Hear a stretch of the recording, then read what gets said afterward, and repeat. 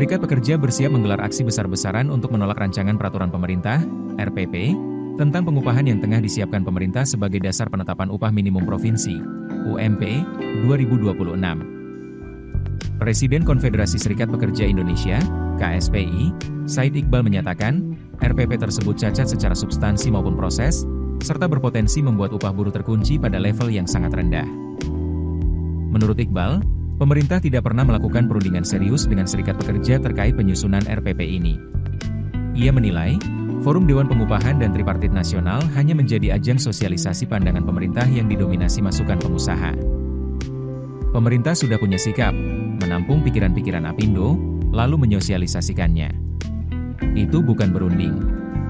Bahkan tidak ada perundingan dengan KSPI, ujar Iqbal.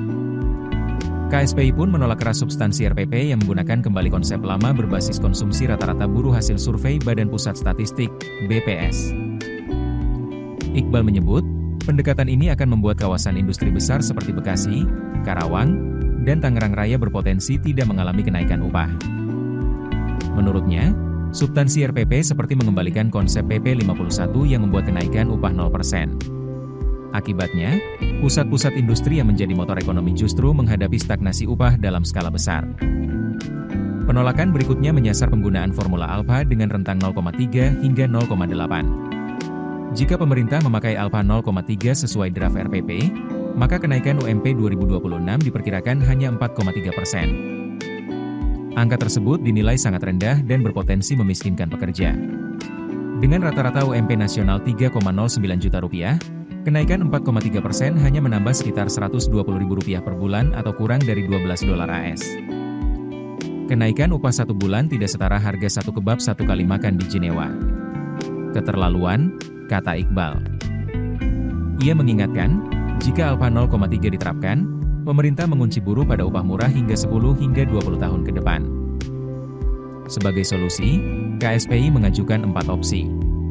Pertama, kenaikan upah tunggal 6,5%, mengikuti angka yang pernah ditetapkan Presiden Prabowo tahun lalu, mengingat kondisi makroekonomi saat ini tidak jauh berbeda.